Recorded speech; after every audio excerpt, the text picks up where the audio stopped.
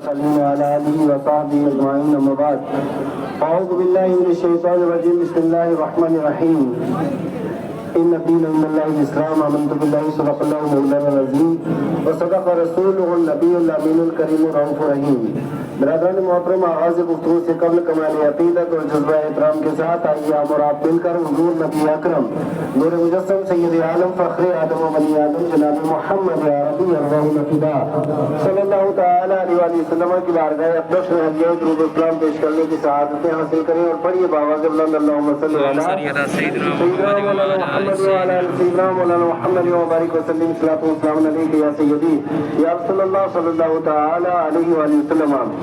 حضرات گرامی وقار، بہت کثیر تعداد میں عوام اہل سنت اور مرد و زن حضرت پیر سید اطہر شاہ صاحب رحمۃ اللہ تعالیٰ علیہ کی عرص پاک کے اندر حاضر ہیں۔ اللہ تعالیٰ ہم سب کی حاضری اپنی بارگاہ میں قبول فرمائے اور اولیاء کاملین کے ساتھ ہمیں وابستہ رکھیں، اور یاد رکھیے اولیاء کاملین کے ساتھ وابستگی ہی میں دنیا و آخرت کی نجات ہے۔ اب اس تعلق سے میں چند ایک باتیں آپ حضرات کی گوش گزار کر کے پھر دعا ہوگی اور آپ حضرات تبرک لے کر کے تشریف لے جائیں۔ میں آپ سے گزارش کرنا چاہتا ہوں کہ ہم اس وقت جو اولیاء کاملین کی بارگاہ میں یہاں پہ بڑی تعداد لوگوں کی آئی ہے، پورے ڈسٹرکٹ سے اور بیرون ڈسٹرکٹ بھی لوگ یہاں موجود ہیں، اور چند ایک باتیں میری آپ حضرات کو دل کے کانوں سے سماعت فرمائیں۔ میرا رب قرآن حکیم میں ارشاد فرماتا ہے ان الدین عند اللہ الاسلام، کے دین برحق اللہ کے نزدیک دین اسلام ہے، اور قرآن حکیم میں دوسرے مقام پہ رب قدوس ارشاد فرماتا ہے الیوم اکملت لکم دینکم واتممت علیکم نعمتی ورضیت لکم الاسلام دینا، کہ آج کے دن یعنی فتح مکہ کے دن یہ جو آیت مبارکہ ہے یہ میدان عرفات کے اندر حجۃ الوداع کے موقع پہ نازل ہوئی۔ میرا رب ارشاد فرماتا ہے آج کے دن دین اسلام کو ہم نے مکمل کر دیا ہے، یعنی دین اسلام واحد وہ دین ہے جس کے اصول، جس کے ضابطے، جس کے قانون، جس کے احکام مالک لم یزل نے اتارے ہیں، اور اس کے اندر نہ کمی ہو سکتی ہے اور نہ اس کے اندر زیادتی ہو سکتی ہے۔ اللہ تبارک و تعالیٰ نے قرآن حکیم کی صورت میں اور مصطفیٰ کریم علیہ السلام کے احادیث مبارکہ کی صورتوں میں ہمیں وہ اصول اور ضابطے عطا فرمائے ہیں کہ جس کے اوپر چل کر کے انسان اپنی زندگی کامیاب کر سکتا ہے اور انسان فائز المرام اور منزل مقصود تک پہنچ سکتا ہے۔ مجھے صرف دو تین باتیں آپ حضرات کی بارگاہ میں عرض کرنی ہے۔ حضرات گرامی، اس وقت آپ پوری دنیا کے حالات دیکھیں، ساری دنیا کے اندر ایک طرح کی بے سکونی ہے۔ ابھی ہمارے سامنے فلسطین کے حالات ہیں، وہاں کس طریقے سے بچوں کو، عورتوں کو ذبح کیا گیا اور کتنا زیادہ مسلمانوں کا نقصان ہوا ہے۔ اس سے پہلے افغانستان کے حالات آپ کے سامنے ہیں، اور اس سے پہلے عراق کے حالات آپ کے سامنے ہیں، اور اس سے پہلے لیبیا کے حالات آپ کے سامنے ہیں، اور اس وقت اگر آپ پورے ملک کا، ہندوستان کا آپ اگر جائزہ لیں گے تو مسلمان اس قسم پرسی کے عالم میں آج زندگی گزار رہے ہیں، آج اس خوف و ہراس کے عالم کے اندر مسلمان زندگی گزار رہے ہیں، آج جس طریقے سے مسلمانوں کو ہر جگہ ذلیل اور رسوا کیا جاتا ہے، اس کے اوپر ہمیں اور آپ کو غور کرنے کا مقام اور غور کرنے کی ضرورت ہے۔ ابھی آپ پورے ملک کے حالات دیکھیں، اس وقت تیزی کے ساتھ ایک جو وبا پھیل رہی ہے وہ یہ کہ مسلمان بہت سی بچیاں ایسی ہیں، اور وہ بھی ان پڑھ بچیاں نہیں، کالج کے اندر پڑھنے والی، یونیورسٹی کے اندر پڑھنے والی بہت سی مسلمان بچیاں ایسی ہیں جو غیر مسلموں کے ساتھ شادیاں کر رہی ہیں۔ یہ ایک ایسی حقیقت ہے اور ایک دو کی تعداد نہیں ہے، اس میں ہزاروں کی تعداد میں ہے۔ میں آپ سے پوچھنا چاہتا ہوں آخرکار وجہ کیا ہے کہ ہم مصطفیٰ کریم علیہ السلام کا کلمہ پڑھنے والے، نبی مکرم صلی اللہ علیہ وسلم کا شریعت کا دعویٰ کرنے والے، آقا کریم علیہ السلام کے ہم غلام باوفا، آج ہمارے گھروں کے اندر یہ بے دینی کی وبا کہاں سے آ گئی ہے؟ یہ بیرا روی کا سسٹم اور سلسلہ کہاں سے آ گیا ہے؟ آج کیا ہو گیا ہے کہ آج ہمارے حالات و واقعات اس حد تک پہنچ چکے ہیں کہ ارتداد ہمارے گھروں کے اندر دستک دے رہی ہے، اور ارتداد ہمارے معاشرے سماج اور سوسائٹی کے اندر داخل ہو چکی ہے۔ میرے پیارے اسلامی بھائیوں، ایک طرف ہمارے بہت سے مسلمان وہ ہیں جو اپنا دین چھوڑ رہے ہیں اور دین بیچ رہے ہیں، اور دوسری طرف ہمارے جو نوجوان ہیں ان کے حالات و واقعات آپ دیکھیں۔ آج ہمارے بہت سی یونیورسٹیاں، بہت سی کالج اور ہمارے معاشرے اور سماج کی بہت سی جگہ ایسے ہیں جو منشیات کا اڈا بن چکی ہیں، ہمارے وہ نوجوان جو بہت سے پنجاب اور ہریانہ کی یونیورسٹیوں کے اندر گئے ڈاکٹر اور انجینئر بننے کے لیے، لیکن ان کے لاشیں واپس آئے اور نماز جنازہ ہم نے ادا کی ہے۔ میں آپ سے پوچھنا چاہتا ہوں، ایک طرف نشیات کا سیلاب آ رہا ہے، ایک طرف ارتداد کا سیلاب آ رہا ہے، اور ایک طرف بد مذہبی اور بے دینی ہمارے گھروں کے اوپر دستک دے رہی ہے۔ اللہ کا واسطہ ضرورت اس بات کی ہے کہ آج مسلمان اپنے سیاسی اختلافات چھوڑ کر کے، سماجی اختلافات چھوڑ کر کے، چھوٹے چھوٹے بنوں اور زمینوں اور دکانوں کا اختلاف چھوڑ کر کے، معاشرے اور سماج اور شادی اور بیاہ کے اختلاف چھوڑ کر کے آج ایک پیج پہ آنے کی ضرورت ہے، ایک جگہ اکٹھے ہونے کی ضرورت ہے، لیکن اپنا دین بیچ کر کے نہیں، اولیاء کاملین کی محبت کے اندر اکٹھا ہونے کی ضرورت ہے، مصطفیٰ کریم علیہ السلام کی محبت اور الفت کے اندر اکٹھا ہونے کی ضرورت ہے۔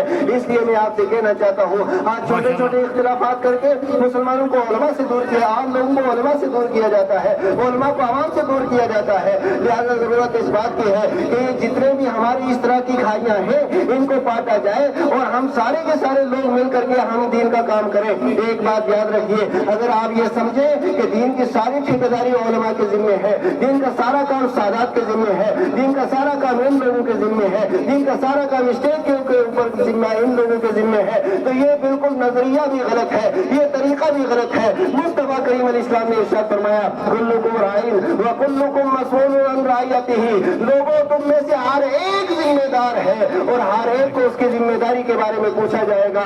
اگر میرا گھر خراب ہے تو سمجھ لیجئے کہ ہمارے اللہ کی بارگاہ میں جواب دینا ہے۔ میں آپ سے ایک سوال کا جواب چاہتا ہوں، ایمانداری سے بتائیے، اور میرا شاہ صاحب کے وقت میں آنے والوں آپ خوش عقیدہ لوگ ہیں، یہ عقیدت و عقیدہ ہی تو ہے، نہ آپ نے راستے کی پریشانیوں کو دیکھا ہے، نہ دشواریوں کو دیکھا ہے، نہ دھول کو دیکھا ہے، نہ سردی کو دیکھا ہے، نہ موسم کی آپ نے موسمی حالات کو دیکھے ہیں، آپ سب کچھ برداشت کر کے یہاں پہ آئے ہیں۔ یہ لانے والی عقیدت ہے، ایمانداری سے بتائیے، یہ عقیدت ہماری نسلوں کے اندر رہنی چاہیے کہ نہیں رہنی چاہیے، ہماری نسلیں اسی کے اوپر قائم رہنی چاہیے کہ نہیں رہنی چاہیے۔ لیکن ایمانداری سے بتائیے، آپ نے سینے کے اوپر ہاتھ رکھ کر کے بتائیے، کیا میں یہ گارنٹی دے سکتا ہوں میرا بیٹا بھی اسی فکر کے اوپر رہے گا؟ آپ گارنٹی دے سکتے ہیں ہمارے بیٹے اسی فکر میں رہیں گے؟ آپ گارنٹی دے سکتے ہیں ہماری بیٹی اسی فکر میں رہے گی؟ اگر اس فکر کو عام کرنا ہے تو دنیا سے منہ موڑ لو، مصطفیٰ کے قدموں کے سامنے اور مصطفیٰ کے قدموں میں اپنی آنکھیں بچھا لو اور یا سے وابستہ ہو جاؤ، دنیا و آخرت کی کامیابی اللہ حوالے فرما دے گا۔ حضرت گرامی قدر، میں آپ سے جو عرض کرنا چاہتا ہوں، آج حالات و واقعات کے تعلق سے جو میں نے عرض کیا، آج پورے ملک کے اندر اس طرح کے حالات بنائے جا رہے ہیں جہاں مسلمانوں کو ذلیل و رسوا کرنے کی کوشش کی جا رہی ہے۔ اب جو سوال میں آپ سے کرنا چاہ رہا تھا، ایمانداری سے بتائیے، آپ خوش عقیدہ لوگ ہیں، کیا ایک وقت انشاءاللہ تعالیٰ آئے گا، امام مہدی بھی آئیں گے، پوری دنیا کے اوپر سکہ بھی مصطفیٰ کریم کا ہوگا، جھنڈا بھی مصطفیٰ کریم کا ہوگا، حکومت بھی مصطفیٰ کریم کی ہوگی، صرف حق ہی حق ہوگا، باطل کو مٹنا ہے، یہ قرآن کا فیصلہ ہے۔ وَقُلْ جَعَلْ الْحَقَّ وَزَهَقَ الْبَاطِلُ إِنَّ الْبَاطِلَ كَانَ زَهُوقًا، حق آئے گا، باطل تو بھاگے گا، یہ حق ہے۔ لیکن میں آپ سے جو سوال پوچھنا چاہتا ہوں وہ یہ کہ ایمانداری سے بتائیے، کیا ہم میں سے ہر آدمی یہ چاہتا ہے کہ پوری دنیا کے اوپر جھنڈا صرف محمد عربی کا ہو؟ ایمانداری سے ہاتھ کھڑے کرو، ہم چاہتے ہیں نا؟ اور یہ بات بھی یاد رکھیے کیونکہ بات میڈیا کے ذریعے دور جائے گی، آقا کریم علیہ السلام کے جھنڈے کا مقصد کیا ہے اور مطلب کیا ہے؟ تو یہ کہے کہ دیکھو یہ تو ملیٹنسی اور دہشت گردی والی تقریر کر دے، شدت پسندی والی تقریر کر دے۔ ہم یہ کہتے ہیں مصطفیٰ کریم علیہ السلام کے جھنڈے کا مطلب یہ ہے کہ دنیا کے ہر انسان کی عزت ہو، شدت پسندی کا خاتمہ ہو، دہشت گردی کا خاتمہ ہو، ملیٹنسی کا خاتمہ ہو، اور ہر ایک آدمی عزت و وقار کی زندگی سے جیے، یہی مصطفیٰ کریم کا مشن ہے۔ اور میں آپ سے یاد کروں، ہم میں سے ہر بندہ یہ چاہتا ہے، لیکن اب دوسرا سوال میرا آپ کی بارگاہ میں یہ ہے، اللہ تبارک و تعالیٰ نے ہمیں ایک سلطنت دی ہے، ایک حکومت دی ہے، ایک ریاست دی ہے، ایک جگہ کا اللہ پاک نے ہمیں اور آپ کو سربراہ بنایا ہے۔ اب بتائیے کہ ہم جس جگہ کے سربراہ ہیں وہاں آقا کریم علیہ السلام کا قانون چلنا چاہیے کہ نہیں چلنا چاہیے؟ بولو بولو، جہاں کے ہم سربراہ ہیں، جہاں کے ہم سربراہ ہیں وہاں حکومت مصطفیٰ کریم کی، وہاں پہ قانون مصطفیٰ کریم کا، وہاں پہ مشن مصطفیٰ کریم کا، وہاں پہ نظریہ مصطفیٰ کریم کا صلی اللہ تعالیٰ علیہ وسلم۔ اور وہ کون سی ایسی جگہ ہے جہاں ہماری میری اور آپ کی حکومت ہے؟ وہ ہے ہمارے گھر کی چار دیواری۔ ہمارے گھر کی جو چار دیواری ہے وہاں سکہ بھی ہمارا چلتا ہے، وہاں حکم بھی ہمارا چلتا ہے، وہاں اختیار بھی ہمارا ہے، وہاں اقتدار بھی ہمارا ہے۔ میرے پیارے اسلامی بھائیوں، سنو جب فجر کی آزاد ہوتی ہے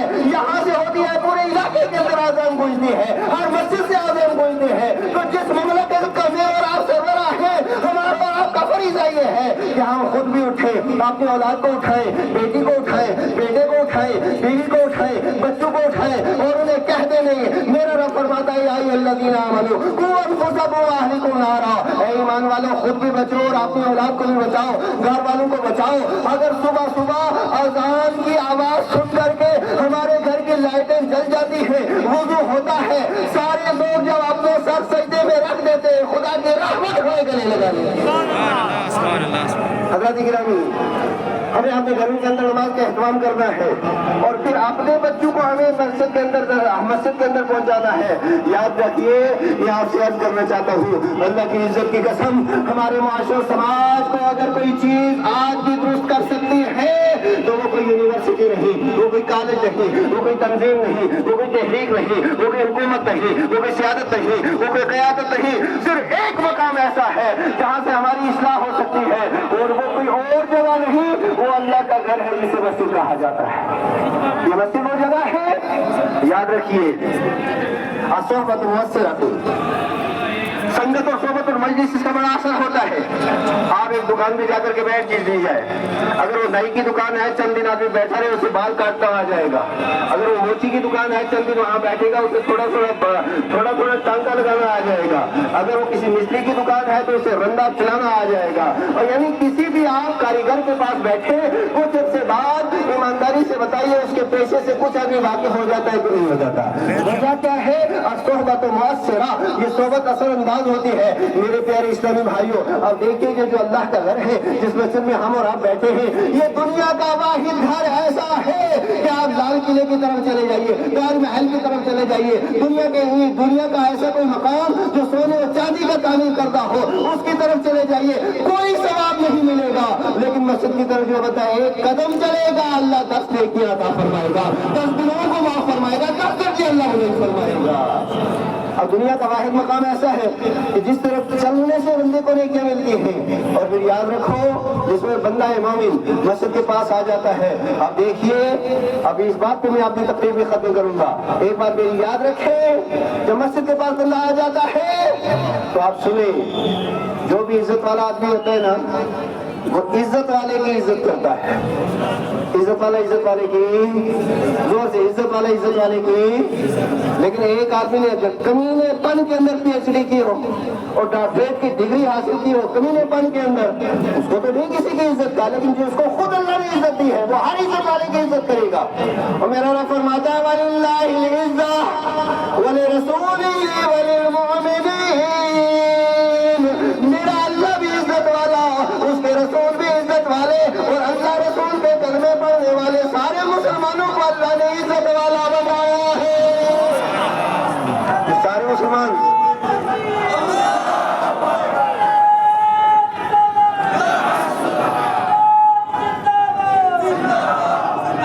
حضرات گرامی وقار، اب یہ یہاں اندر بیٹھنے والے کون ہیں؟ عزت والے۔ یہ باہر کھڑے کون ہیں؟ عزت والے۔ یہ اس کے علاوہ روڈ میں کون ہیں؟ یہ سارے عزت والے ہیں، اور یہ عزت کی سرٹیفکیٹ بھی عرش کے مالک رب القدوس نے عطا فرمائی۔ سب عزت والے مسلمان۔ اچھا، دنیا کا قاعدہ یہ ہے کہ عزت والا عزت والے کے گھر میں چلا جائے تو عزت والا عزت والے کی عزت کرتا ہے، پہلے چائے کا پوچھے گا اور ناشتے کا پوچھے گا، پانی کا پوچھے گا، اسے اچھی جگہ پہ بٹھائے گا، اور اگر وہ زیادہ عزت والا ہار ڈالے گا۔ یہ عزت والا مسلمان جب صبح اپنے گھر سے نکلتا ہے اور اللہ کے گھر میں آتا ہے، میرا رب فرماتا ہے میرے فرشتوں، یہ عزت والا مسلمان جو ٹھنڈے پانی سے وضو کر کے اپنے گھر کا بستر چھوڑ کر کے اور پھر میرے گھر میں آیا ہے، جاؤ مسجد کے گیٹ پہ اس کا استقبال کرو۔ سبحان اللہ، سبحان اللہ۔ اور کیسے استقبال ہوتا ہے؟ ہمارے استقبال کا طریقہ یہ ہے کہ ہم ہار ڈالتے ہیں، اور رب قدوس جو فرشتوں سے استقبال کرتا ہے وہ یہ ہے کہ اس آدمی کے جتنے گناہ ہوتے ہیں رات کے اندھیرے میں، دن کے اجالے میں، آمدن ہوتے ہیں، قصدن ہوتے ہیں، بھول کے ہوتے ہیں، جہل کی وجہ سے ہوتے ہیں، اور نہ جاننے کی وجہ سے ہوتے ہیں، وہ سارے گناہ فرشتے الگ کرتے ہیں اور الگ کر کے ایک گٹھڑی کے اندر باندھ کے رکھ دیتے ہیں۔ اب بندہ گھر سے آیا، راستے میں تو گنہگار تھا، سویا تھا تو گنہگار تھا، جاگتا تھا تو گنہگار تھا، آیا تب بھی گنہگار ہے، لیکن جو ہی مسجد کا دروازہ کھلا اور اس نے آپ کی زبان سے پڑھا اللہم افتح لی ابواب رحمتک، مولا رحمت کے دروازے کھول دے، ایسے کھولے ایسے کھولے ले, आया था गुनहगार था, मस्जिद के अंदर दाखिल हुआ, सारे गुनाहों से अल्लाह ने पाक फरमा दिया। सुभान अल्लाह, सुभान अल्लाह। सारे गुनाहों से पाक कर दिया। अभी नमाज पढ़ना बाकी है, अभी गुनाहों से पाक। अब आप तरगीब तरहीब उठा के देखिए, कंजुल मालूम खड़ा के देखिए, और तरगीब तरहीब उठा के देखिए, शोबुल ईमान उठा के देखिए। अल्लाह के प्यारे महबूब इस्लाम इरशाद फरमाते हैं, बंदा मोमिन मस्जिद में आकर के सिर्फ उसका वुजू बाकी रहना चाहिए और आकर के बैठ जाए, नमाज का इंतजार करे, यानी रुकू ना करे, सजदा ना करे, तिलावत ना करे, सिर्फ आके बैठा रहे। जब तक बैठता रहेगा अल्लाह मुसलसल उसे नमाज का सवाब अता फरमाता है। नमाज का सवाब उसे मिल रहा है। और रूए जमीन पर मेरा ये जुमला याद करें, आपने पल्ले बांध के अपने घर में जाए, अपने घर वालों को सुनाए। रूए जमीन पर सिर्फ मस्जिद ऐसी जगह है, मस्जिद का फर्श भी पाक, मस्जिद की दीवारें पाक, मस्जिद के पिलर पाक, मस्जिद की दीमें पाक, मस्जिद का छत पाक, और मस्जिद के अंदर चलने वाली हवाएं पाक, मस्जिद के अंदर चलने वाली हवाएं पाक। और याद रखो, रूए जमीन पर मस्जिद ऐसी जगह है, फजर की नमाज होती है, आसमान के फरिश्ते आते हैं, इधर आगे इमाम होता है, पीछे मुक्तदियों के साथ फरिश्ते खड़े रहते हैं। असर की नमाज होती है, ये फरिश्ते भी खड़े रहते हैं और फरिश्ते आ जाते हैं, फिर ये ऊपर चले जाते हैं। और दूसरे रात भर मस्जिद के अंदर फरिश्ते रहते हैं, पूरा दिन मस्जिद में फरिश्ते, सुभान अल्लाह, सुभान अल्लाह, पूरा दिन मस्जिद में फरिश्ते और पूरी रात मस्जिद में, रात भी फरिश्ते, दिन भी फरिश्ते। अब फरिश्तों की खासियत और खुसूसियत क्या है? मेरी और आपकी खासियत और खुसूसियत ये है कि हर कदम पे गुनाह करना। मेरी और आपकी सही और फितरत ये है कि हम गुनाहों से बच नहीं सकते, और फरिश्तों की फितरत ये है कि वो गुनाह कर नहीं सकते। हम गुनाहों से बच नहीं सकते, वो गुनाह कर नहीं सकते। और मैंने पहले कहा, सोहबत सोहबत असरअंदाज होती है।